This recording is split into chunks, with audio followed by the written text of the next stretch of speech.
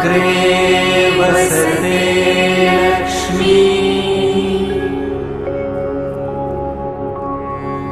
करमध्ये सरस्वती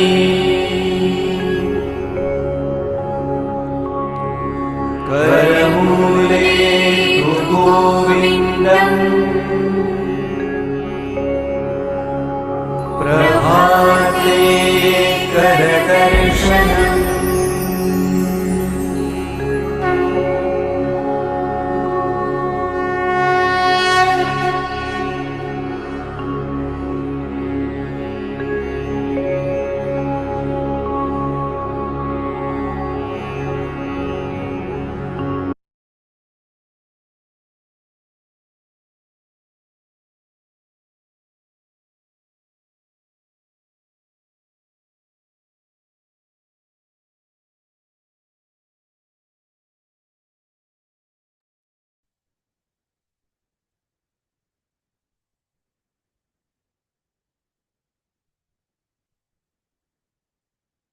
समस्त को नमस्कार सुस्वागतम आशा करुच्ची समस्ते मते शुणी पारुचंती देखि पारुचंती उभयटा ठीक ठाक अच्छी बहुत बढ़िया समस्त को दिव्य संयोग कार्यक्रम को समस्त को मैं स्वागत करुच्ची चलंतो समस्ते से दिव्य शक्ति उद्देश्य रे प्रार्थना करनबा हाथ को जोड़ी नियंतो नमस्कार मुद्रारे आँखि को बंद रखंतो शारीरिक स्तर रे मानसिक स्तर रे आत्मिक स्तर रे संपूर्ण भाव समर्पित करदबा से दिव्य शक्ति निकट रे परम पिता परमेश्वर को स्मरण करंतु जो भी शक्ति को अपने विश्वास करते स्मरण करंतु माता पिता को स्मरण करंतु शिक्षा गुरु दीक्षा गुरु मार्गदर्शक शुभचिंतक पितृपुरुषगण महापुरुषगण ऋषि मंडली समस्त को स्मरण करंतु जल अग्नि वायु पृथ्वी एवं आकाश को स्मरण करंतु विश्व ब्रह्मांडर समस्त सकारात्मक शक्ति एवं विश्व ब्रह्मांडर समस्त पवित्र आत्मगण को स्मरण करंतु संपूर्ण भाव निज को समर्पण कर दियंतु दुई हाथ को घसी दियंतु आखिरी स्पर्श पूर्वक ओपन राइस आखि खोलंतु समस्त पवित्र आत्मा को नमस्कार दिव्य प्रणाम चलंतु आज आम आउ एक टॉपिक के जीवा आलोचना करिबा कि आध्यात्मिकतार दार्शनिक दिग उपर आम आलोकपात करुचंती क्लास रे आज आम जानिबा ऊर्जा कौन एनर्जी विषय रे ऊर्जा विषय रे किसी आम आलोचना करिबा तेबे जेतेबेले भी ऊर्जार कथा पड़े एनर्जी कथा पड़े आमे सेतेबेले अनेक गुड़ाए ऊर्जा आम मन भीतर को आसी थांती ब्रह्मांडर मूल ऊर्जा हेउची शक्ति जार ना होची एनर्जी शक्ति ब्रह्मांडर मूल ऊर्जा यह को मध्य आमे आध्यात्मिक जगत रे विभिन्न प्रक्रिया रे में जानती जेमिति की ऋग्वेदरे आपण माने जानिचंती कि एनर्जी को देवता मानकर स्थिति संपर्क ऋग्वेदरे वर्णना करा जायछि देवता मानक स्थिति हेउछि शक्ति एनर्जी ठीक से परे यजुर्वेद को जते बेले आमी जानती सेठी पांते आमी यज्ञ अनुष्ठान माध्यम रे आमी एनर्जी को फील करी थांते ऊर्जा फील करी थांते अनुभव करी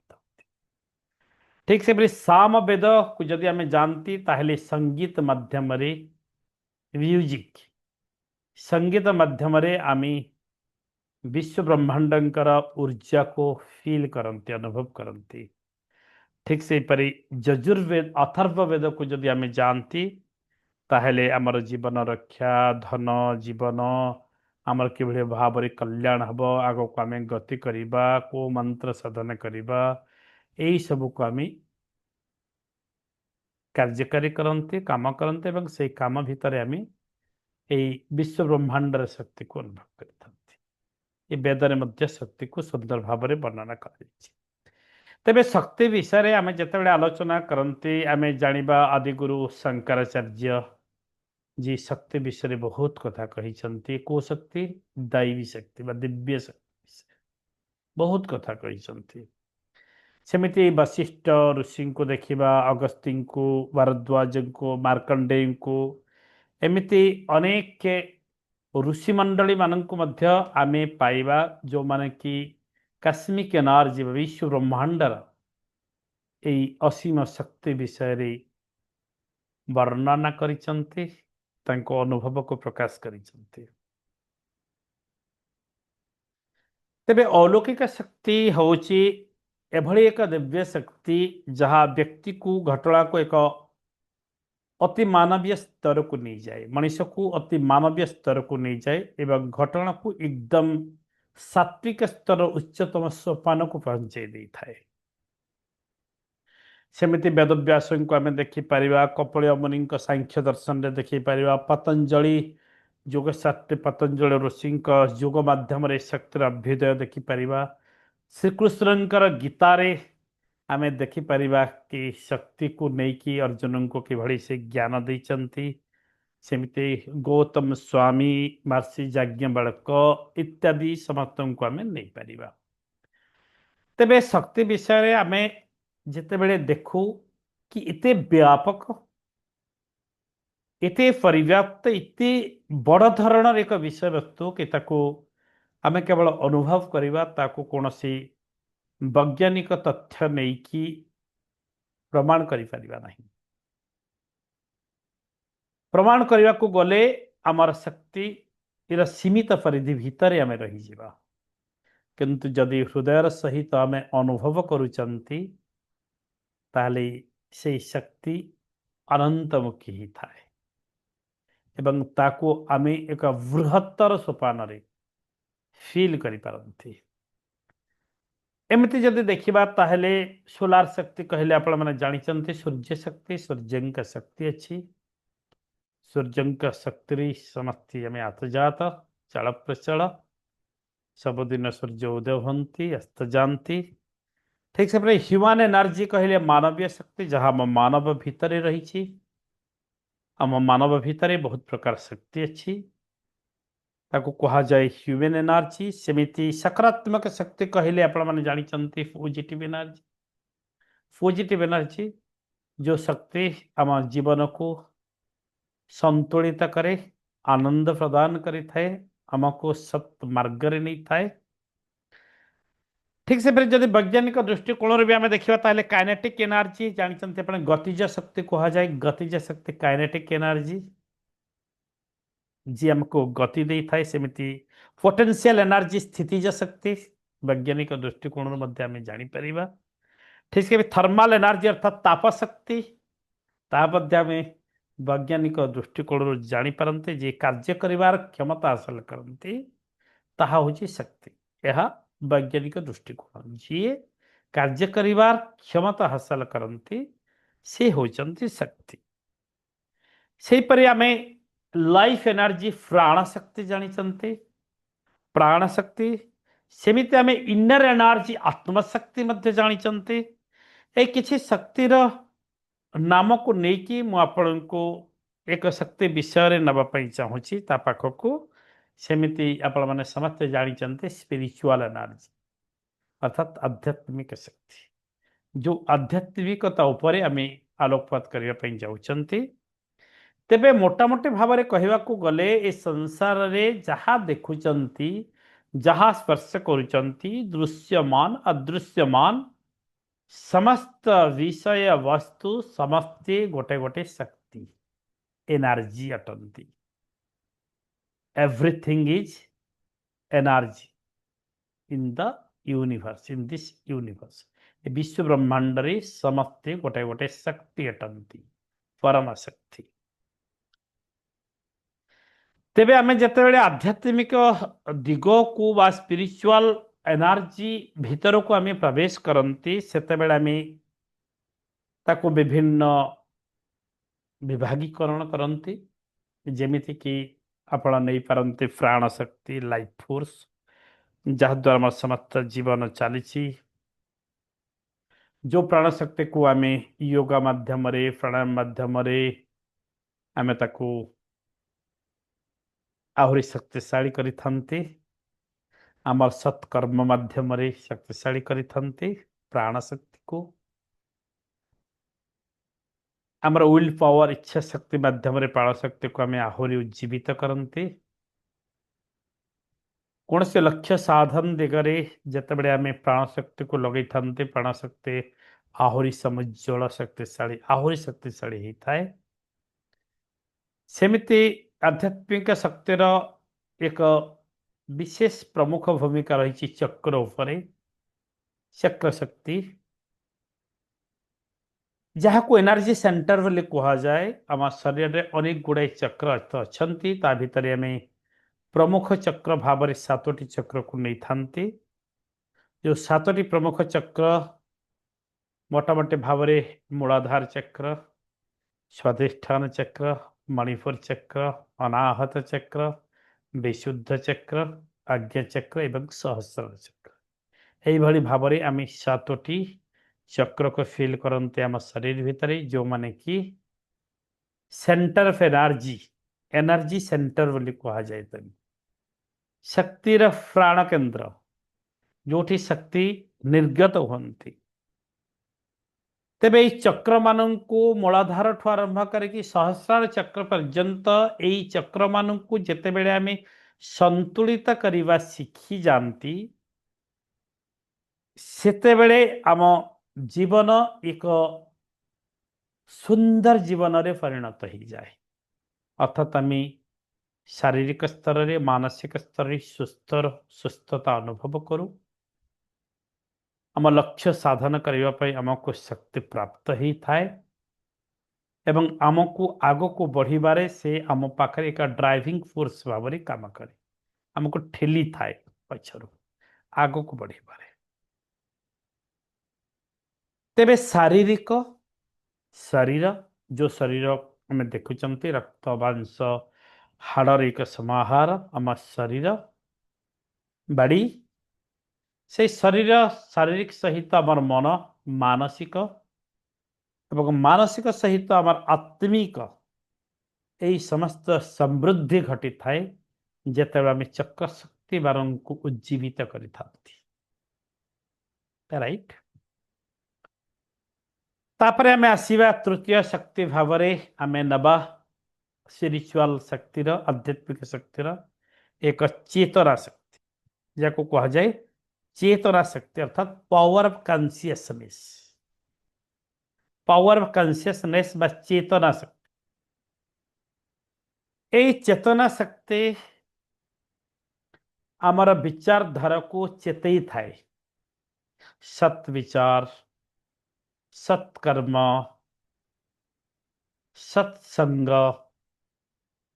এই ସବୁକୁ ଆମ ଚେତନା ଶକ୍ତିଟି ଉଜ୍ଜୀବିତ କରେ ଆମ ଭିତରେ ଏବଂ ଆମକୁ ଏକ ଊର୍ଦ୍ଧ୍ୱତମ ସୋପାନ ପର୍ଯ୍ୟନ୍ତ ନେଇଯିବାରେ ସକ୍ଷମ ହେଇଥାଏ ଚେତନା ଶକ୍ତି। ଚେତନା ଶକ୍ତିକୁ ବୁଝିବା ପାଇଁ ମୁଁ ଆପଣଙ୍କୁ ଏକ ଛୋଟ ଉଦାହରଣ ଦେବି, ଯେଉଁଥିରେ ଆପଣମାନେ ଭଲ ଭାବେ ବୁଝିପାରିବେ। ଯେମିତି ଗୋଟାଏ ଛୋଟ ବୀଜଟାଏ ଲଗାଇଲା ପରେ ତାକୁ ପାଣି ଦେଲେ, ଖାଦ୍ୟ ଦେଲା ପରେ ତାକୁ ଗୋଟେ ଅଙ୍କୁରୋଦ୍ଗମ ଗୋଟେ ଚାରା ସେଠୁ ସୃଷ୍ଟି ହେଉଛି। ଗଛଟି ଧୀରେ ଧୀରେ ଧୀରେ ଧୀରେ ବଢ଼ୁଛି, ଉପରକୁ ଉଠୁଛି, ପଲ୍ଲବିତ ହେଇ ଡାଳଟି ଉପରକୁ ଯାଉଛି, ସୁନ୍ଦର ଭାବରେ ହସି ହସି ଏବଂ ଉପରକୁ ବୃଦ୍ଧି ହେଉଛି। ଇଏ ହେଲା ଚେତନା ଶକ୍ତି। ଯେଉଁ ଶକ୍ତି ଆମକୁ ଊର୍ଦ୍ଧ୍ୱତର ସୋପାନକୁ ନେଇଯାଏ, ସେଇ ଶକ୍ତିର ନାଁ ହେଲା ଚେତନା ଶକ୍ତି। ଚେତନା ଶକ୍ତି। ଚେତନା ଶକ୍ତିକୁ ସାଧାରଣତଃ ସ୍ପିରିଚୁଆଲ ଆଧ୍ୟାତ୍ମିକ ଶକ୍ତିର ଏକ ମହାର୍ଘ ଦିଗ ଭାବରେ ଆମେ ନିଅନ୍ତି। ଯେଉଁମାନଙ୍କର ଚେତନା ଯେତିକି ଊର୍ଦ୍ଧ୍ୱଗାମୀ, ଯେତିକି ପବିତ୍ର, ସେ ସେତେ ଅନୁଭୂତି ସମ୍ପନ୍ନ। ଯେମିତିକି କୁହାଯାଇପାରେ, ଜଣେ କବି ବା ଜଣେ ଲେଖକ ଘର ଭିତରେ ଅଛନ୍ତି, ଚାରିକାନ୍ଥ ଭିତରେ ଅଛନ୍ତି, କିନ୍ତୁ ସେ ରାଜାଙ୍କ ବିଷୟରେ ଲେଖୁଛନ୍ତି। ଜଣେ କବି, ସେ ରାଜା ନୁହନ୍ତି।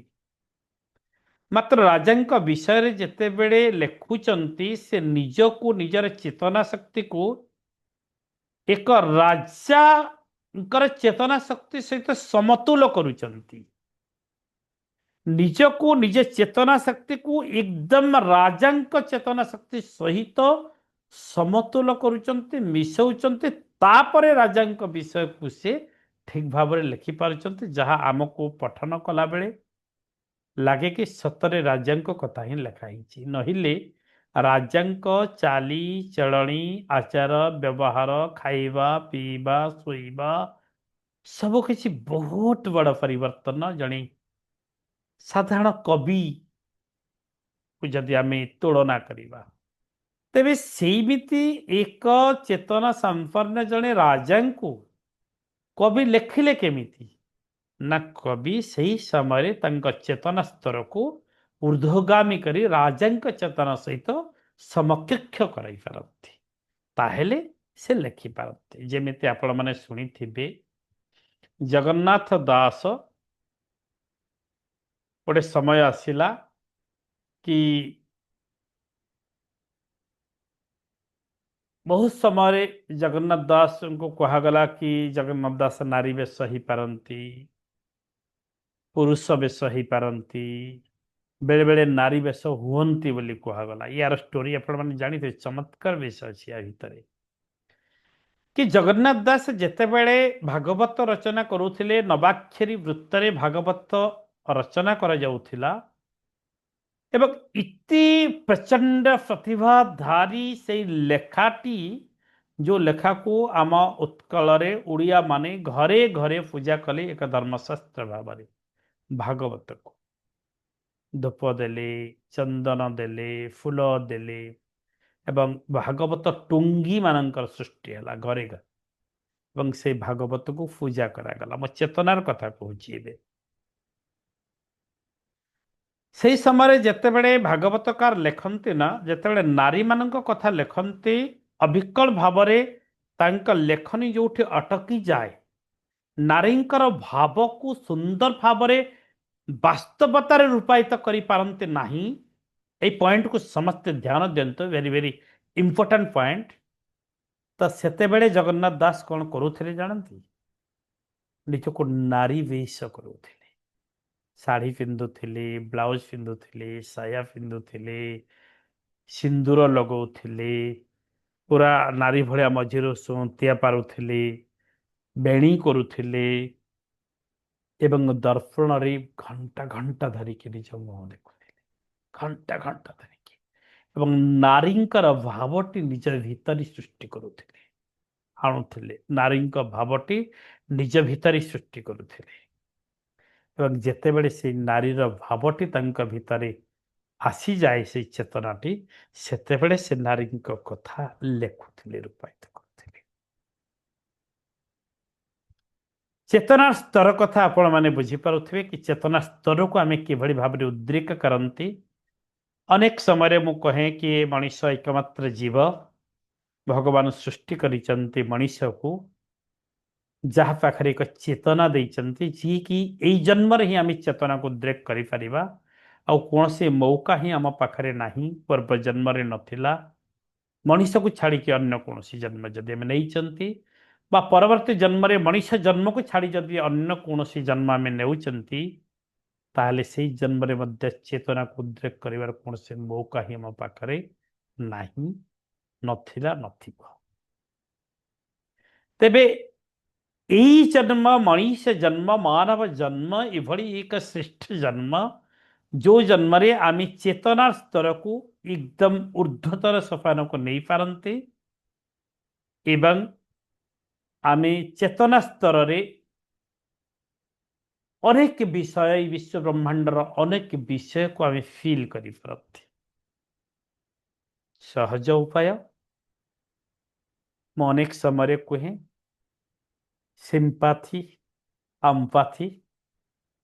ଆମେ ଗୋଟେ ବିଷୟ ଜଣକୁ ଜାଣିବାକୁ ହେଲେ ଆମେ ସିମ୍ପାଥି ଲେଭେଲରେ ଗଲେ ସଠିକ ମାର୍ଗରେ ଆମେ ଜାଣିପାରିବା ନାହିଁ। ଆମେ ଯଦି ଅମ୍ପାଥି ଲେଭେଲରେ ଯିବା, ତାହେଲେ ସଠିକ ମାର୍ଗରେ ଜାଣିପାରିବା। ଅର୍ଥାତ୍ ସେଇ ଚରିତ୍ରଙ୍କ ଭିତରେ ଆମେ ନିଜେ ପଶିଯିବା, କିମ୍ବା ସେଇ ଚରିତ୍ରଙ୍କୁ ଆମ ଭିତରେ ପସେଇଦବା, ତାହେଲେ ଆମ ଚେତନା ସ୍ତରଟି ତାଙ୍କ ପାଖକୁ ଚାଲିଯିବ। ତାଙ୍କ ପାଖକୁ ଗଲେ ତାଙ୍କର ଯୋଉ ଚେତନାଟି ଆମେ ଏକଦମ ସ୍ପଷ୍ଟ ଭାବରେ ଅନୁଭବ କରିପାରିବା। ଏହା ହେଉଛି ଚେତନା। ଏ ଚେତନା ଯୋଗୁଁ ଆଜି ସଂସାରରେ ମଣିଷମାନେ ଅଗ୍ରଗତି କରୁଛନ୍ତି। କିଏ ଭଲ ବୈଜ୍ଞାନିକ ହେଉଛନ୍ତି, କିଏ ଭଲ ଡାକ୍ତର ହେଉଛନ୍ତି, କିଏ ଭଲ ଇଞ୍ଜିନିୟର ହେଉଛନ୍ତି, କିଏ ଭଲ କବି ହେଉଛନ୍ତି, ଲେଖକ ହେଉଛନ୍ତି, କେହି କେହି ଆଧ୍ୟାତ୍ମିକ ଜଗତରେ ସୁନାମ ଅର୍ଜନ କରୁଛନ୍ତି। ଏହି ସବୁ ଗୁଡ଼ିକ ହେଉଛି ଚେତନାର ଖେଳ।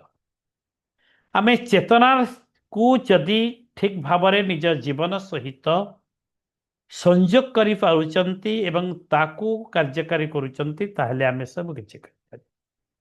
ଚେତନାଟି ଆମକୁ ଆଗକୁ ବଢ଼ିବାରେ ଶକ୍ତି ଯୋଗାଇଥାଏ, ଏନର୍ଜି ଯୋଗାଇଥାଏ। ତେବେ ଆଧ୍ୟାତ୍ମିକ ଶକ୍ତିର, ସ୍ପିରିଚୁଆଲ ଏନର୍ଜିର ଏକ ଗୁରୁତ୍ୱପୂର୍ଣ୍ଣ ଭୂମିକା ଚେତନା ଶକ୍ତିର ରହିଛି। ପାୱାର ଅଫ କନସିୟସନେସ୍, ଚେତନା ଶକ୍ତି। ଆମେ ଚେତନା ଶକ୍ତିକୁ ଆହୁରି ବଳଶାଳୀ କରିବା ପାଇଁ, ଆହୁରି ଶକ୍ତିଶାଳୀ କରିବା ପାଇଁ, ଆହୁରି ପବିତ୍ର କରିବା ପାଇଁ, ଶୁଦ୍ଧ କରିବା ପାଇଁ, ସତ୍ୟ ଶିବ ସୁନ୍ଦର କରିବା ପାଇଁ ଆମେ ଧ୍ୟାନ କରନ୍ତି ଏବଂ ସାଧନା କରନ୍ତି। ଧ୍ୟାନ ଓ ସାଧନା, ଧ୍ୟାନ, ମନ୍ତ୍ର ଶକ୍ତି, ଜପ, ପ୍ରାଣାୟାମ, ଏହା ଦ୍ୱାରା ତ ଆମର ଆଧ୍ୟାତ୍ମିକ ଶକ୍ତି ଜାଗୃତ ହେଇଥାଏ। ମାତ୍ର ଆମେ ଚେତନା ସ୍ତରରେ ବେଳେ ବେଳେ ସମ୍ରାଟ ହେଇଯାନ୍ତି ତ ବେଳେ ବେଳେ ଭିକାରୀ ହେଇଯାନ୍ତି। ଆମେ ଚେତନା ସ୍ତରରେ ବେଳେ ବେଳେ ବହୁତ ବଡ଼ କବି ହେଇଯାନ୍ତି, ଲେଖକ ହେଇଯାନ୍ତି, ଭାବୁକ ହେଇଯାନ୍ତି, କ୍ରାନ୍ତିଦର୍ଶୀ ହେଇଯାନ୍ତି, ବହୁତ ବଡ଼ ଋଷି ପାଲଟି ଯାଆନ୍ତି, ଭଗବାନଙ୍କ ନିକଟବର୍ତ୍ତୀ ହେଇଯାନ୍ତି, ତ ବେଳେ ବେଳେ କିଛି ବି ହେଇପାରନ୍ତି ନାହିଁ। ତେବେ ଚେତନାଟି ମଣିଷକୁ ଊର୍ଦ୍ଧ୍ୱଗାମୀ କରିଥାଏ। ଏହା ଆମକୁ ଶାନ୍ତି ଦିଏ, ସ୍ପଷ୍ଟତା ଦିଏ ଏବଂ ଆତ୍ମବଳ ମଧ୍ୟ ଦେଇଥାଏ ଚେତନା ଶକ୍ତି। ତାପରେ ଆମେ ବିଚାର କରିବା ଆଧ୍ୟାତ୍ମିକ ଶକ୍ତିର ଆଉ ଏକ ଦିଗ ଉପରେ, ତାହା ହେଲା दैवी संपर्क, दैवी शक्ति, डिवाइन कनेक्शन, डिवाइन रिलेशनशिप। आध्यात्मिक शक्ति माध्यमରେ ଆମେ ବା ମଣିଷ ବ୍ରହ୍ମ ବା ସର୍ବଶକ୍ତିମାନଙ୍କ ସହିତ ଆମେ ସଂଯୋଗ ସ୍ଥାପନ କରନ୍ତି। ତାହା ଆମର ଆଧ୍ୟାତ୍ମିକ ଶକ୍ତି ଦ୍ୱାରା ହିଁ ସମ୍ଭବ ହେଇଥାଏ।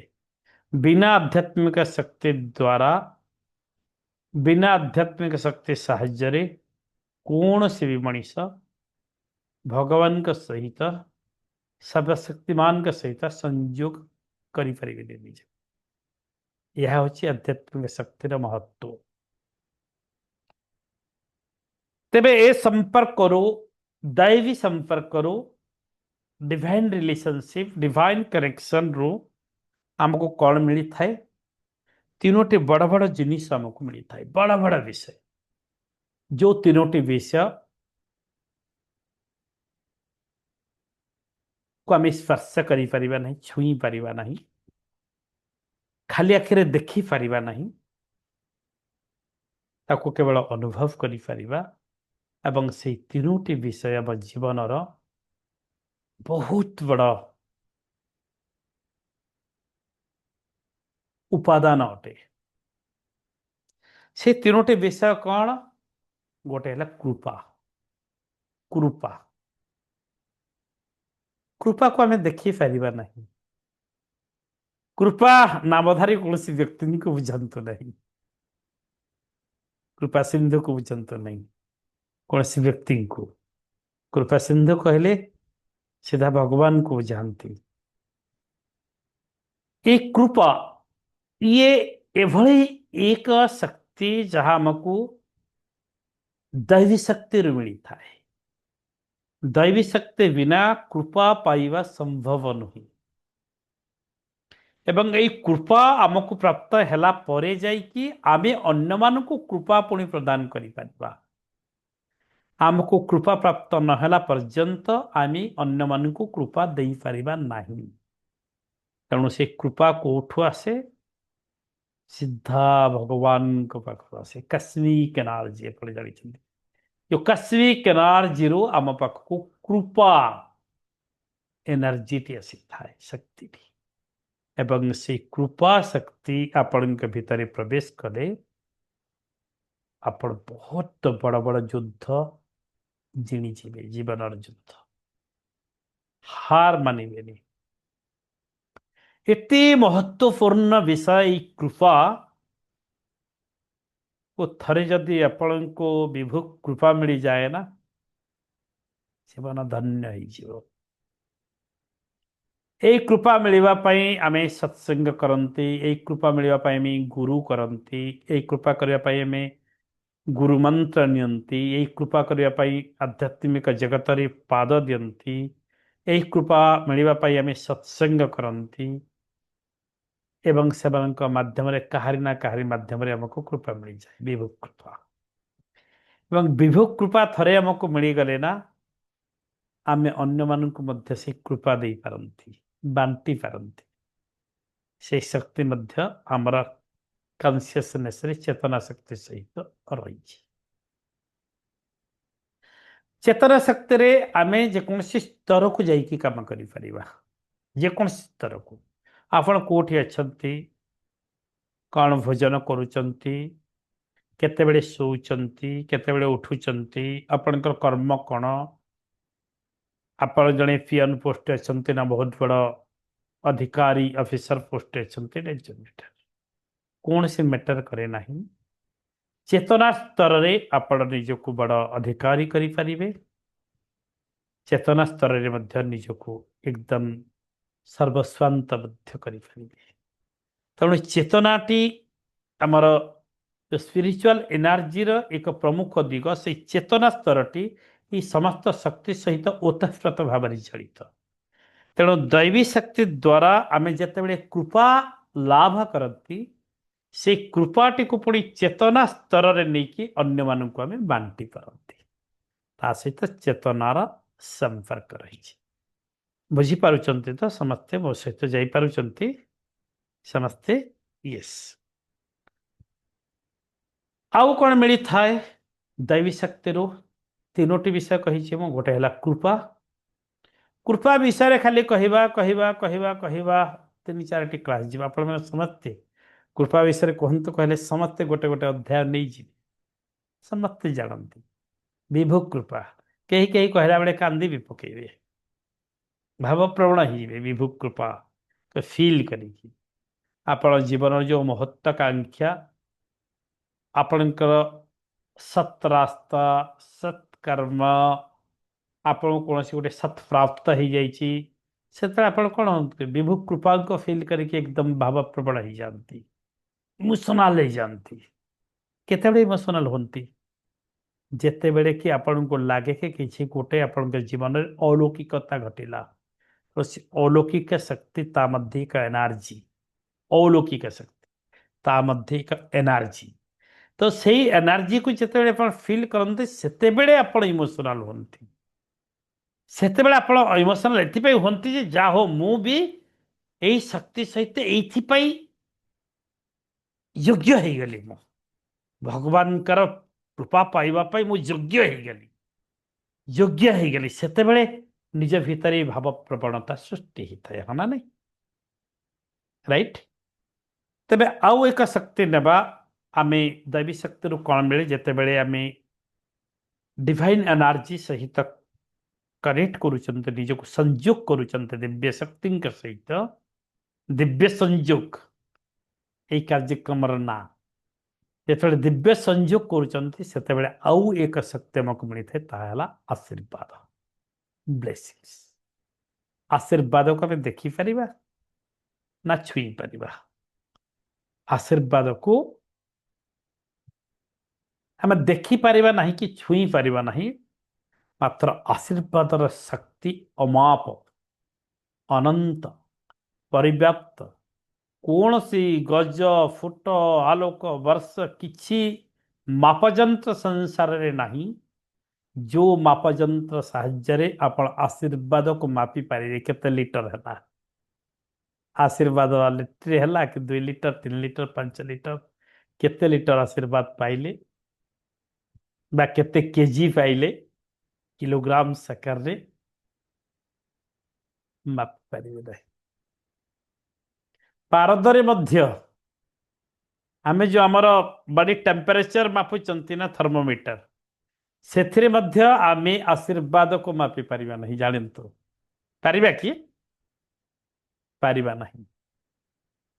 ତେବେ ଦିବ୍ୟ ଶକ୍ତି ଦ୍ୱାରା ଆମକୁ ଆଶୀର୍ବାଦ ପ୍ରାପ୍ତ ହେଇଥାଏ ଏବଂ ଏ ଆଶୀର୍ବାଦ ବ୍ଲେସିଂସ୍ କୋଉଠୁ ପ୍ରାପ୍ତ ହୁଏ? ଅନେକ ଜାଗାରୁ ଆମେ ପାଆନ୍ତି। ଯେତେବେଳେ ଦିବ୍ୟ ସଂଯୋଗ ଆମର ହେଇଯାଏ ନା ସେତେବେଳେ ଅନେକ ଜାଗାରେ ଭଗବାନ ତ କସ୍ମିକ ଏନର୍ଜି ତ ଆମକୁ ଆଶୀର୍ବାଦ ଦିଅନ୍ତି ୟୁନିଭର୍ସ ଆଶୀର୍ବାଦ ଦିଅନ୍ତି ତା ସହିତ ଭଗବାନ ଅନେକ ଲୋକଙ୍କୁ ନିର୍ଦ୍ଦେଶ ଦେଇ ଦିଅନ୍ତି କୁ ଏଇଟା ମୋର ଭକ୍ତ, ଏଇଟା ମୋର ପ୍ରିୟଜନ, ଏଇଟା ମୋର ଆତ୍ମୀୟ, ଏଇଟା ମୋର ପ୍ରିୟତମ, ୟାକୁ ଆପଣ ମାନେ ଆଶୀର୍ବାଦ ଦିଅନ୍ତୁ। ଅନେକ ଆଶୀର୍ବାଦର ହାତ ଏକଦମ ଉଠି ଆସି ତଥାସ୍ତୁ ତଥାସ୍ତୁ ତଥାସ୍ତୁ। ସେମାନେ ବାପା ମାଙ୍କ ରୂପରେ, କେବେ ଗୁରୁଙ୍କ ରୂପରେ, କେବେ ଜ୍ୟେଷ୍ଠ ମାନଙ୍କ ରୂପରେ, କେତେବେଳେ କୌଣସି ସନ୍ଥଙ୍କ ରୂପରେ, କେତେବେଳେ କୌଣସି ଆଧ୍ୟାତ୍ମିକ ଚେତନାର ଏକ ମୂର୍ତ୍ତିମନ୍ତ ପ୍ରତୀକଙ୍କ ରୂପରେ ବି ବେଳେ ବେଳେ ଆମ ଅଜାଣତରେ ପ୍ରକୃତି ରୂପରେ ଆମକୁ ଆଶୀର୍ବାଦ ଦେଇଥାଏ। ବାୟୁଠୁ, ପୃଥିବୀଠୁ, ଆକାଶଠୁ, ଅଗ୍ନିଠୁ, ସୂର୍ଯ୍ୟଙ୍କଠୁ, ଚନ୍ଦ୍ରଙ୍କଠୁ, ବୃକ୍ଷମାନଙ୍କ ପାଖରୁ, ଲତାମାନଙ୍କ ପାଖରୁ ଆମକୁ ଆଶୀର୍ବାଦ ବ୍ଲେସିଂସ୍ ଯାହାକି ଆମେ ଏଇ ଚର୍ମଚକ୍ଷୁରେ ଦେଖିବାର ଧୃଷ୍ଟତା କରିପାରିବା ନାହିଁ। ବ୍ଲେସିଂସ୍ ଏବଂ ଏ ବ୍ଲେସିଂସ୍ ऊर्जा ବା ଆଶୀର୍ବାଦ ଶକ୍ତି ऊर्जा ଆଧ୍ୟାତ୍ମିକ ଶକ୍ତି ସ୍ପିରିଚୁଆଲ ଶକ୍ତିର ଅନ୍ୟ ଏକ ଉପାଦାନ। ଯେମିତି ଚେତନା ଏକ ପ୍ରମୁଖ ଉପାଦାନ ମୁଁ କହିଲି ସେମିତି ଏଇ ଆଶୀର୍ବାଦ ମଧ୍ୟ କୃପା ଭଳିଆ ଏକ ଉପାଦାନ କିନ୍ତୁ କମ୍ପେୟାର କେହି କାହା ସାଙ୍ଗରେ ହେବେ ନାହିଁ। ନିଜ ନିଜ ଜାଗାରେ ସମସ୍ତେ ଭିନ୍ନତା ରଖିଛନ୍ତି। ଏ ବ୍ଲେସିଂ ऊर्जा ଯଦି ଆପଣମାନଙ୍କୁ ନିତ୍ୟ ନୈମିତିକ ମିଳେ ଆମକୁ ମିଳେ ତାହେଲେ ଆମ ଜୀବନର ଅନେକ ନକାରାତ୍ମକ ଘଟଣା ଆଗକୁ ଯାହା ଘଟିବାର ଥିବ ତାହା ହଟିଯାଏ। ଜାଣି ରଖନ୍ତୁ ଆଶୀର୍ବାଦ ପାଖରେ ଏଭଳି ଏକ ଶକ୍ତି ଅଛି। ଆଶୀର୍ବାଦ ଶକ୍ତି ପାଖରେ ଏବଂ ଆଶୀର୍ବାଦ ଶକ୍ତି ଏଭଳି ଏକ ଶକ୍ତି ଯୋଉ ଶକ୍ତି କି ଆସୁଥିବା ବିପଦ ମାନଙ୍କୁ ଟାଳି ଦେଇପାରେ। ମନେ ରଖନ୍ତୁ ସେଥିପାଇଁ ଆପଣ ମହାଭାରତ ଦେଖନ୍ତୁ, ରାମାୟଣ ଦେଖନ୍ତୁ, ବଡ଼ ବଡ଼ ଷ୍ଟୋରି ଦେଖନ୍ତୁ, ଆଶୀର୍ବାଦ ଖାଲି ମାଗି ଆସିବା ପାଇଁ କେତେ ପ୍ରୟାସ କରନ୍ତି। କେତେ ସୁନ୍ଦର ଷ୍ଟୋରି ଅଛି ଆଶୀର୍ବାଦ ମାଗିବା ପାଇଁ। এটা କିଏ କହିଥିଲେ କି ଯାଅ ବୀରରଣୀ ଧରଣୀ ବକ୍ଷୁ ପାପ ରାଶି ହେଉ କ୍ଷୟ ଅକ୍ଷୟ ହେଉ ଫଣ୍ଡ ଜଗତେ ଧର୍ମର ହେଉ ଜୟ। ଗାନ୍ଧାରୀ କହିଥିଲେ ଦୁର୍ଯ୍ୟୋଧନଙ୍କୁ। ଦୁର୍ଯ୍ୟୋଧନ କାରଣ ମତେ ବିଜୟୀ ହେବାର ଆଶୀର୍ବାଦ ଦିଅ ମାତା। ସେ ଦେଇ ନଥିଲେ ସେଇ କଥା କହିଲେ ଯାଅ ବୀରରଣୀ ଧରଣୀ ବକ୍ଷୁ ପାପ ରାଶି ହେଉ କ୍ଷୟ ଅକ୍ଷୟ ହେଉ ଫଣ୍ଡ ଜଗତେ ଧର୍ମର ହେଉ ଜୟ। ଯାଅ ତତେ ମୁଁ ଆଶୀର୍ବାଦ କରୁଛି ଧର୍ମର ଜୟ ହେଉ। କରିଛନ୍ତି ଧର୍ମର ଜୟ ହେଉ। ପୁରାଣ ଭିତରକୁ ଯେତେବେଳେ ପ୍ରବେଶ କରିବେ ଆପଣ ଅନେକାଂଶରେ ଦେଖିବେ ନା ନା ମୁଁ ବର୍ତ୍ତମାନ ପରିସ୍ଥିତିରେ ତମକୁ ଆଶୀର୍ବାଦ ଦେଇପାରୁନାହିଁ। ଗୋଟେ ପଟରେ ଅପର ପକ୍ଷରେ ଅଛନ୍ତି ଆମର ଗୁରୁ ଏବଂ ସେ ଶତ୍ରୁ ପକ୍ଷରୁ ଯୁଦ୍ଧ କରୁଛନ୍ତି। ଆମେ ଯଦି ଯିବା ତାଙ୍କୁ ଆଶୀର୍ବାଦ ମାଗିବା ପାଇଁ ଆମକୁ ବିଜୟର ଆଶୀର୍ବାଦ ଦେବେ ନାହିଁ। ଯାହା ଆପଣ ମହାଭାରତ ବିଷୟରେ ମଧ୍ୟ ଦେଖି ଯଶସ୍ୱୀ ଭବ ଆୟୁଷ୍ମାନ ଭବ ଯଶସ୍ୱୀ ଭବ ବିଜୟୀ ଭବ କହିପାରିବେ ନାହିଁ କାରଣ ଆଉ ଜଣଙ୍କର ଲୁଣ ଅନ୍ନ ଖାଇକି ତାଙ୍କ ସପକ୍ଷରୁ ସେ ଯୁଦ୍ଧ କରୁଛନ୍ତି। ବୁଝିପାରୁଛନ୍ତି ଆଶୀର୍ବାଦର କଥା ପଦେ କହିଦେଲେ କ'ଣ ହେଇଯାଆନ୍ତା? କ'ଣ ଅସୁବିଧା ହେଇଯାନ୍ତା? କାହିଁ କହିଦିଅନ୍ତିନି? କାରଣ ତାହା ସେଇ ମୁନି ଋଷି, ସେଇ ପବିତ୍ର ଆତ୍ମା ମାନେ, ସେଇ ଉନ୍ନତ ଚେତନାର ଅଧିକାରୀ ଗଣ ଏଇ କଥା ପଦକୁ ସାଧାରଣ କଥା ଭାବରେ ନିଅନ୍ତି ନାହିଁ। ଆଶୀର୍ବାଦର ମୂଲ୍ୟ ସେମାନେ ବୁଝିଛନ୍ତି, ତାର କ୍ଷମତା ଜାଣିଛନ୍ତି ବୋଲି ସେମାନେ କଥା ପଦେ ସହଜରେ କହିଦିଅନ୍ତି ନାହିଁ। ଏହା ହେଉଛି ଆଶୀର୍ବାଦ। ତେବେ ଆଶୀର୍ବାଦ ଆମକୁ ମିଳିଥାଏ, ପବିତ୍ର ଆଶୀର୍ବାଦ, ପିଓର एकदम ଶକ୍ତିଶାଳୀ ଆଶୀର୍ବାଦ ଆମକୁ ମିଳିଥାଏ କେତେବେଳେ? ପୁଣି ସେଇ ସ୍ତରକୁ ମୁଁ ଯିବି ଯେତେବେଳେ ଆମେ ନିଜକୁ ଶୂନ୍ୟ କରନ୍ତି। ଯେତେବେଳେ ଶୂନ୍ୟ କରିକି କାହା ପାଖକୁ ଯାଆନ୍ତି ସେତେବେଳେ ଆମ ଥାଳ ହିଁ ପୂର୍ଣ୍ଣ ହେଇଥାଏ। ଯଦି ଆମେ ନେଇକି କିଛି ଯିବା, ଅଧା ଭର୍ତ୍ତି କରିକି ଯିବା, ତାହେଲେ ଯେତିକି ଆଶୀର୍ବାଦ ମିଳିବା କଥା ହୁଏତ ନ ମିଳିପାରେ। ଅର୍ଥାତ୍ ଆମେ ଗୁରୁଙ୍କ ପାଖକୁ ଯଦି ଯାଉଛନ୍ତି ଆଶୀର୍ବାଦ ନେବା ପାଇଁ, ତାଙ୍କ ପାଖରେ ଶୂନ୍ୟ ହେଇଯିବା, ଏକଦମ ଏମ୍ପ୍ଟି ଏମ୍ପ୍ଟି, ଖାଲି ହେଇଯିବା, ଖାଲିପଣ, ଏକଦମ ଖାଲିପଣ, ତାହେଲେ ଗୁରୁଙ୍କର ଆଶୀର୍ବାଦରେ ଆମର ଶୂନ୍ୟ ଥାଳଟି ପୂର୍ଣ୍ଣ ହେଇଛି। ଭଗବାନଙ୍କର ଆଶୀର୍ବାଦରେ ଶୂନ୍ୟ ଥାଳଟି ପୂର୍ଣ୍ଣ ହେଇଛି। ମନ୍ଦିରକୁ ଯାଉଛନ୍ତି, ଭଗବାନଙ୍କ ପାଖକୁ ଯାଉଛନ୍ତି, ଗୁରୁଦ୍ୱାର ଯାଉଛନ୍ତି, କି ଚର୍ଚ୍ଚ ଯାଉଛନ୍ତି, ଯିଏ ଯୋଉ ଧର୍ମ ଅନୁଷ୍ଠାନରେ ଅଛନ୍ତି, ଯାଉଛନ୍ତି ବିଭିନ୍ନ ଜାଗାକୁ, ନିଜକୁ ସେଇ ଜାଗାରେ ଶୂନ୍ୟ କରିଦିଅନ୍ତୁ। ସମ୍ପୂର୍ଣ୍ଣ ଜିରୋ, କିଛି ନାହିଁ, ଏକଦମ ଏମ୍ପ୍ଟି, ସମ୍ପୂର୍ଣ୍ଣ ଭାବରେ ଖାଲି, ଖାଲିପଣ। ଖାଲିପଣ କଲେ ହିଁ ଆପଣଙ୍କର ଖୋଲାପଣ ଆସିବ, ଜାଣିଥାନ୍ତୁ। ଖାଲିପଣ ନ କରିବା ପର୍ଯ୍ୟନ୍ତ ଖୋଲାପଣ ଆସିବ ନାହିଁ, ଏବଂ ଖୋଲାପଣ ନହେଲେ ଆପଣଙ୍କ ରିଏଲ ଆଶୀର୍ବାଦର ଊର୍ଜା ମିଳେ ନାହିଁ, କମ କରିକି ମିଳିବ ଆମକୁ। ଏହାର ଷ୍ଟୋରି ଯଦି ନେବା, ଗୋଟେ ଉଦାହରଣ ନେବା, ଶ୍ରୀକୃଷ୍ଣଙ୍କୁ ଆଣିବା ପାଇଁ ଦୁର୍ଯ୍ୟୋଧନ ଏବଂ ଅର୍ଜୁନ ଯାଇଥିଲେ, ସମସ୍ତେ ଜାଣିଛନ୍ତି। ଦୁର୍ଯ୍ୟୋଧନ ଗଲେ, ଆଗରୁ ଗଲେ ଅର୍ଜୁନଙ୍କୁ, କିନ୍ତୁ ସେ କ'ଣ ବସିଲେ? ମୁଣ୍ଡ ଆଡ଼େ ବସିଲେ, ମୁଣ୍ଡ ପଟରେ ବସିଲେ ଶ୍ରୀକୃଷ୍ଣଙ୍କର। ଅର୍ଜୁନ ଗଲେ ଗୋଡ଼ ପଟରେ ବସିଲେ।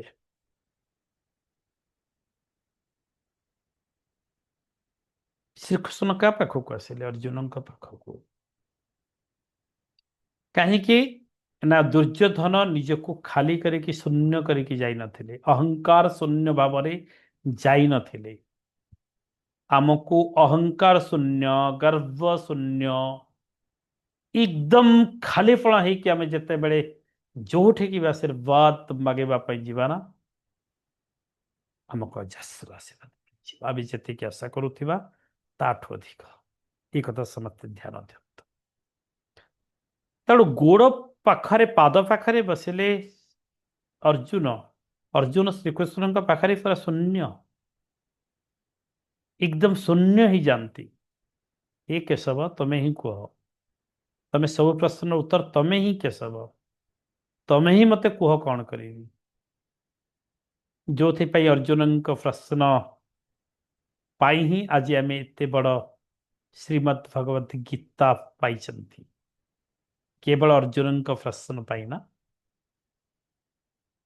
କିନ୍ତୁ ଦୁର୍ଯ୍ୟୋଧନ ଯାଇକି ମୁଣ୍ଡ ଆଗରେ ବସିବେ, ଏମିତି ନିଜକୁ ସମ୍ପୂର୍ଣ୍ଣ ଭାବରେ ସମର୍ପିତ କରିକି ମାଗିବାର ଢଙ୍ଗ ତାଙ୍କର ନାହିଁ। ଦୁର୍ଯ୍ୟୋଧନଙ୍କ ଢଙ୍ଗ ହେଲା ଜୋର ଜବରଦସ୍ତ ଅଧିକାର ସାବ୍ୟସ୍ତ କରିକି ଟାଣି ନେବା। ଜଣେ ଏମିତି ଯାଉଛି, ଆଉ ଜଣେ ପୁରା ଟାଣି ନେବା ପାଇଁ ଆସୁଛି। ଡିଫରେନ୍ସ ଅଛି ଏନର୍ଜି। ତ ଏଇଟା ଆଶୀର୍ବାଦର ଊର୍ଜାକୁ ସୂଚନା ଦେବା ପାଇଁ ମୁଁ ଏଇ ଉଦାହରଣଟି ଦେଲି, ଆପଣମାନେ ବୁଝିପାରିବେ। ଏବଂ ତୃତୀୟ ଊର୍ଜାଟି କ'ଣ ହେଇପାରେ? ଦୈବୀ ସମ୍ପର୍କ ବା ଡିଭାଇନ୍ ଏନର୍ଜି ସହିତ ଆମେ ଯେତେବେଳେ ସଂଯୋଗ ହୁଅନ୍ତି, ସମ୍ପର୍କିତ ହୁଅନ୍ତି, ସେତେବେଳେ ଆଉ ଏକ ଊର୍ଜା ମିଳେ। ମୁଁ ଆରମ୍ଭରୁ କହିଛି ଆପଣଙ୍କୁ, ଏଭଳି ଏକ ତିନୋଟି ଊର୍ଜା ଆମକୁ ଦୈବୀ ଶକ୍ତିରୁ ମିଳିଥାଏ, ଯୋଉ ଊର୍ଜା ମାନଙ୍କୁ ଆମେ ସ୍ପର୍ଶ କରିପାରିବା ନାହିଁ ବା ଚର୍ମ ଚକ୍ଷୁରେ ଦେଖିପାରିବା ନାହିଁ। ମୁଁ କହିଛି ନା, ବସ୍ତୁ ନୁହଁ। ତୃତୀୟ ଊର୍ଜାଟି ହେଉଛି ଆନନ୍ଦ। ତୃତୀୟ ଊର୍ଜାଟି ହେଉଛି ଆନନ୍ଦ, କୃପା, ଆଶୀର୍ବାଦ एवं आनंद यही तीनोटी महत् विषय महत् ऊर्जा आम दैवी शक्ति पाई था। दैवी शक्ति कौटू आसे स्पिरिचुआल शक्ति आसी था। आध्यात्मिक शक्तिर एक पार्ट हूँ दैवी शक्ति। आनंद विषय कौन कहबी आनंद विषय तो समस्त जानी मु तो सब कही इति आनंद इति आनंद इति आनंद इति आनंद इति आनंद इति आनंद एते आनंद एते आनंद एते आनंद एते आनंद एते आनंद निज भितर भरी दिंतु जेमिति आपण आनंद रूपांतरित हो जाए परम आनंद रे। परम आनंद परम कहले सृष्टिकर्ता सृष्टिकर्ता सर्वशक्तिमान सर्वशक्तिर आधार कृपाळु दयाळु तांकर आनंद अर्थात से कृपा मिलगले आशीर्वाद मिले सहित संपर्कित हो गला परे जो आनंद आम भितर सृष्टि हे से आनंद रंजन है परमानंद परमानंद से भगवान को मध्य परमानंद कह जाए परमानंद तो से परम आनंद हूँ सबुठ श्रेष्ठ आनंद जिते विभु कृपांक आनंद आम फिल करुँच ताहूँ परमानंद विभु कृपा विभु आशीर्वाद कृपा आशीर्वाद लाभ करी आम आनंद प्राप्त करुँच। तेबे से आनंद को आम हठात समस्त सोपान को अतिक्रम करी जंप करके जाकि एमती धरी आनी पारानी कि तोड़ी आनी पारानी फलटे फली एकदम आनंद फल आनंद तोड़िकी धरी आनी पारा ना से आनंद को पाइबा को हेले आमको अनेक सोपान देकी आग को जावाक पड़ो धीरे धीरे धीरे धीरे धीरे निजक परिमार्जित करी बदले बदले जा रूपांतरण करी निज भर भल गुण मान आहरी विकसित करवा आहरी अधिक अधिक सत्संग करवा भल भल आसोसिएसन आसवा भल कथा कहवा सेवा करवा दया भाव रखा बहुत कथा भल गुण मानकर परिप्रकाश निज भितर करवा प्रकाश करवा करी करी करी करी करी करी आपको सही परम आनंद प्राप्त हो। परम आनंद प्राप्त हो गले आनंद आउ किसी नहीं सब मिलगला सब मिलगला से आनंद मध्य आमर आसी थाए से दिव्य शक्ति आसी थाए आनंद जिते बड़े आमको ये प्राण स्पिरिचुअल एनर्जी को अपन नहीं पारे प्राण योग चेतना योग दैवी संपर्क प्राण चेतना दैवी संपर्क कही प्राण शक्ति पर कहली चेतना शक्ति पर कहली दैवी शक्ति पर कहली। तेबे यही तीनोटी संपर्क को जिते बड़े तीनोटी ऊर्जा को अपन मिसई दौरान जहा हूँ स्पिरिचुअल ऊर्जा से आम भितर निर्लोभ प्रेम दब सुंदर वर्ड निर्लोभ प्रेम प्रेम तो प्रेम पुणे निर्लोभ प्रेम कौन जो प्रेम लोभ न थाए ताहा हूँ निर्लोभ प्रेम किसी पाइबार आशा न थाए प्राप्ति अप्राप्तिर बहुत ऊर्धरे जो प्रेम निस्वार्थ अटे स्वार्थहीन निस्वार्थ ताहा हूँ प्रेम निर्लोभ प्रेम आमको मिले आउ कौन मिले करुणा निर्लोभ प्रेम आम भितर जात हो आम भितर करुणा करुणा जात हो करुणा जात हेले आम भितर दया भाव आसीबा संवेदनशीलता आम भितर सृष्टि हेब आम मनीष मान भल पाइबा समाज को भल पाइबा छोट छोट टिके टिके जमी गोटे गोटे आंगुल जमी आम झगड़ा करवा नहीं टिके टिके संपत्ति भाई भाई भितर माड़धर हवा नहीं माली मकदमा हवा नहीं आम जाना आम कि नहीं कि जीवार नहीं यू जिते दिन आसीचु भल भाव जीवन को एंजॉय करवा यहाँ बुझा जिते आम भितर निर्लोभ प्रेम एवं करुणा जात हम ताहले आम संपर्क भल हो निर्लोभ प्रेम नथिबा हेतु तो भाई भाई भितर झगड़ा हो हाँ ना नहीं संपत्ति जो माने बहुत बड़ बड़ रिक्स नौकरी माली मकदमा चलुची यही साधारण आम आपण मानकर मो आम लेभेल रे मु आलोचना करूना बहुत बड़ बड़ लेभेल को आप जानतु ना धन संपत्ति ପାଇଁ ଚାଲୁଛି। ଦେଶର ସର୍ବୋଚ୍ଚ ଧନୀ ବ୍ୟକ୍ତିଙ୍କୁ ଯାଆନ୍ତୁ, ଦି ଭାଇ ଭିତରେ ଚାଲିଛି ମକଦ୍ଦମା। ତମକୁ କେତେ ଦରକାର?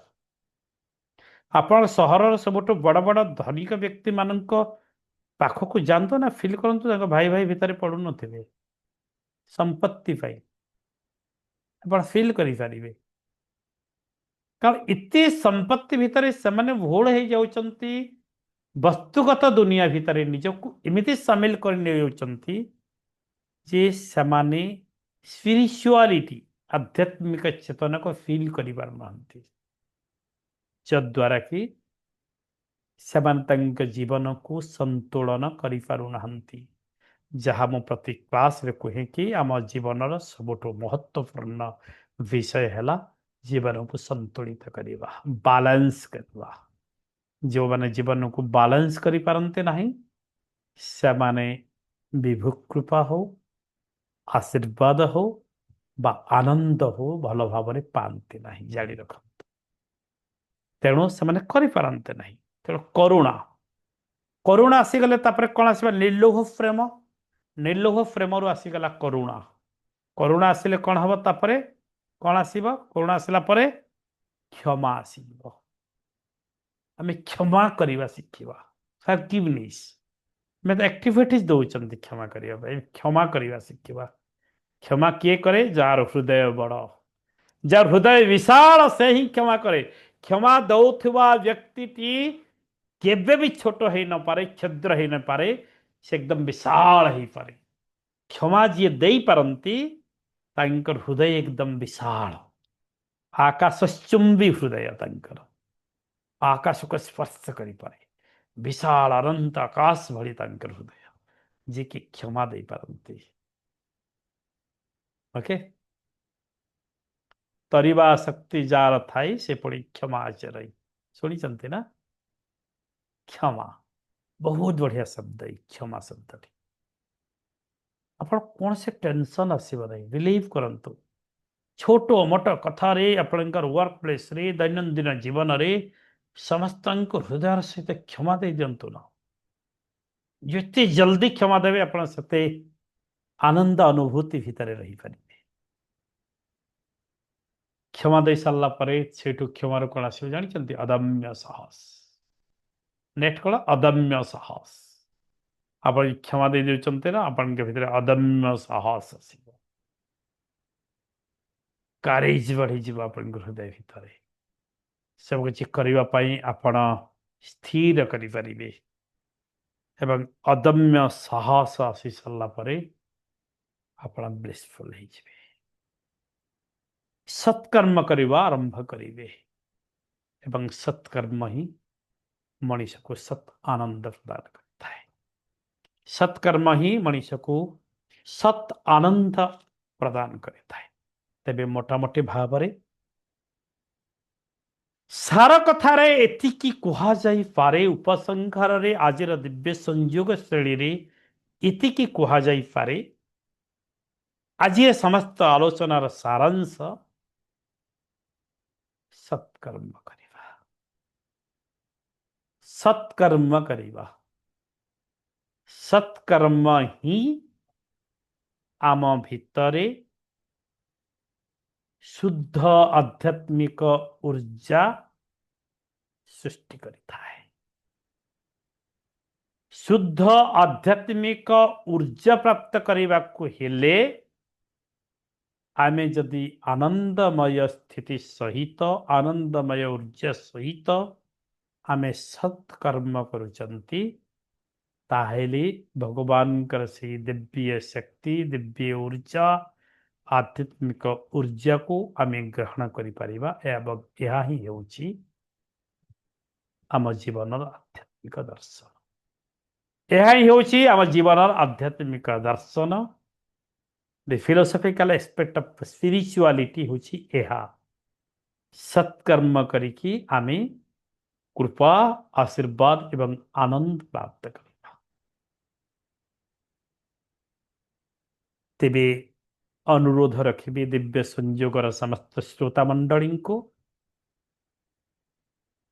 ଆମେ ଯେଉଁ କର୍ମରେ ନିୟୋଜିତ ହେଇଛନ୍ତି ଆମର ମାନବୀୟ କର୍ମ ତାକୁ ସତ୍ ମାର୍ଗରେ କରିବାର ପ୍ରୟାସ ଯଦି କରୁଛନ୍ତି, ପ୍ରୟାସ କରିକି ଅଭ୍ୟାସ କରୁଛନ୍ତି, କଷ୍ଟ ତ ଆସିବ। ସତ୍ ମାର୍ଗରେ ଗଲେ ଅନେକ ହାଜାର୍ସ ଆସିବ, ପ୍ରତିବନ୍ଧକ ଆସିବ, ଅନେକ ଲୋକ ଆପଣଙ୍କୁ ରୋକିବେ, ଅନେକ ଲୋକ ପଛରୁ ଟାଣିବେ, ଅନେକ ଲୋକ ଆଗରେ ପଥରୋଧ କରିବେ, କିନ୍ତୁ ଶେଷ ପର୍ଯ୍ୟାୟରେ ସତ୍କର୍ମର ବିଜୟ ହିଁ ହେବ, ସତ୍ୟର ଜୟ ହେବ।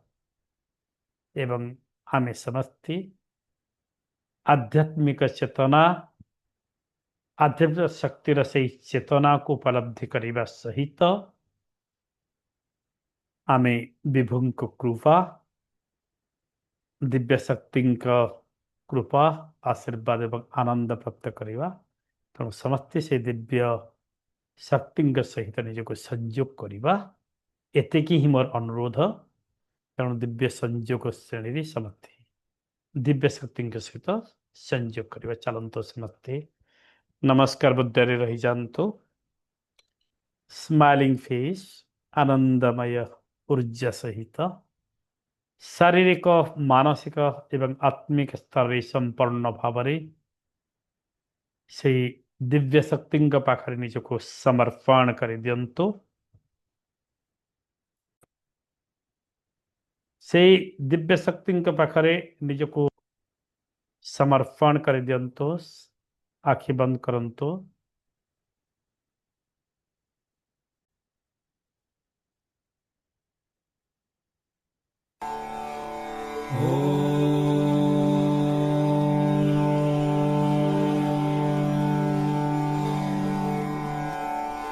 असतो मा सद्गमय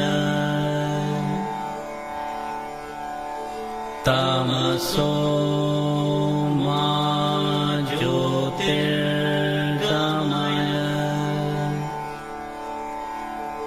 मृत्योर्मा मृतङ्गमय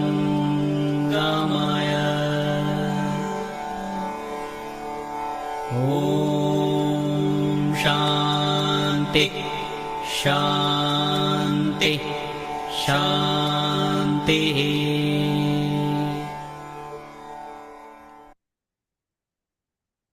समस्तଙ୍କୁ दिव्य प्रणाम।